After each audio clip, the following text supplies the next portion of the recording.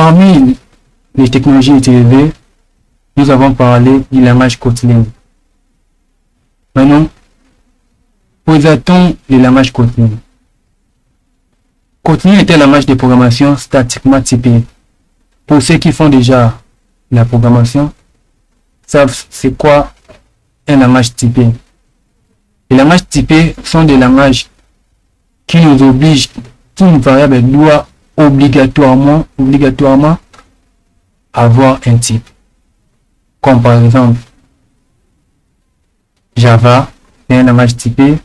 Les langages non typés ne nous obligent pas nécessairement d'avoir un type pour une variable, comme JavaScript. Le type dépend de la valeur affectée. PHP aussi, ça dépend de la valeur affectée. Quand vous affectez une chaîne de caractères, puis vous avez des chaînes de caractères. Quand vous affectez un entier, ça devient directement un entier. Bien que dans PHP, il y a aussi possibilité de typer, qui est largement utilisé pour construire des logiciels ou des applications basées sur Android. Donc, Kotlin nous permet de développer des applications Android. Nous avons quelques avantages ici. Moins verbé, explicite, pratique. Et puis le dernier, moins d'erreurs avec le système de gestion des null pointer exception. Autre temps en Java, quand vous déclarez une variable et que vous faisiez des affectations, des calculs, vous travaillez votre algorithme, une fois que les données qui arrivent là sont des données nulles, vous aurez l'erreur de null pointer exception. Mais avec Kotlin, ça nous a donné plus de possibilités de gérer ces exceptions. On peut dire quand les données sont nulles, fais-moi ceci.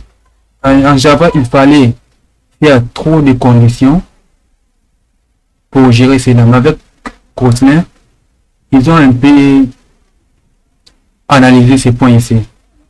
En résumé, Kotlin est plus productif. Donc, je vous conseille, si vous voulez apprendre le développement Android, je vous conseille Kotlin. Passons au framework Flask. Flask est un micro-framework web écrit en Python. Donc, les codes, nous utiliserons des codes Python.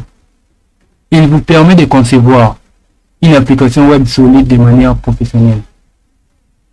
Avec Flask, nous pouvons concevoir des applications web de manière professionnelle. Qu'est-ce qu'un micro-framework web? Vous avez dit si Flask est un micro-framework, peut-être vous vous demandez, on attendait parler de framework, mais encore un micro-framework. Il s'agit d'un ensemble de modules qui permettent de développer plus rapidement en fournissant des fonctionnalités courantes. Lorsque vous concevez une application web, vous avez toujours besoin de gérer les requêtes HTTP, d'un serveur web, d'afficher des pages web dynamiques, de gérer le cookie. Pour coder ces fonctionnalités à chaque fois, un framework web fournit ces fonctionnalités pour commencer un projet de base solide. Au lieu de commencer un projet tout à zéro, donc créer tout, les requêtes HTTP, surtout la réécriture de URL. Au lieu de réécrire des URL manuellement, les frameworks nous offrent certaines fonctionnalités que nous pouvons directement utiliser. Nous en parlerons aussi plus tard. Et bien, nous arrivons dans la librairie OpenCV. Initialement développé par Intel, OpenCV est une librairie ou bibliothèque graphique. Donc, OpenCV c'est une vision, ça signifie vision computer. Donc la vision par ordinateur. Elle est spécialisée dans le traitement d'images, que ce soit pour de la photo ou de la vidéo. Donc même la photo et ou la vidéo. OpenCV n'a besoin que d'une image. Que ce soit photo ou vidéo, pas de problème. Pour comprendre le fonctionnement d'OpenCV, il faut d'abord définir ce qu'est la vision par ordinateur. C'est une branche de l'intelligence artificielle. La vision par ordinateur a pour but principal de permettre à une machine d'analyser, traiter, comprendre des images prises par un système, une caméra par exemple. OpenCV fournit un ensemble de plus de 2500 algorithmes de vision par ordinateur, accessibles à travers l'API, ce qui permet d'effectuer tout un tas de traitements sur des images, extraction des couleurs, détection des visages, formes, application des filtres. Ces algorithmes se basent principalement sur des calculs mathématiques complexes, concernant surtout les traitements sur les matrices, car une image peut être considérée comme une matrice de pixels.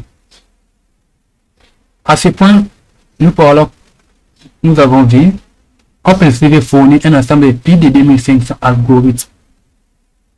Nous, dans notre cas, nous avons utilisé OpenCV pour comparer des images. Mais OpenCV n'a pas que ça comme fonctionnalité. Vous pouvez détecter les images, des visages, ou détecter ça c'est tel visage, tel visage. Vous pouvez extraire des couleurs. Dans une image, vous pouvez extraire des couleurs. Je crois bien ceux qui utilisent Facebook, vous voyez souvent, quand vous mettez une photo sur les stories, quand vous mettez des photos sur les stories, vous voyez dans vos stories, les fonds d'arrière-plan prend la couleur la plus utilisée sur la photo. Donc, si dans votre photo, la couleur verte qui est beaucoup utilisée, les fonds deviennent verts. Bien qu'ils n'ont pas nécessairement utilisé OpenCV, OpenCV a aussi cette possibilité. Donc, vous pouvez faire des filtres, comme ce que nous voyons dans Instagram.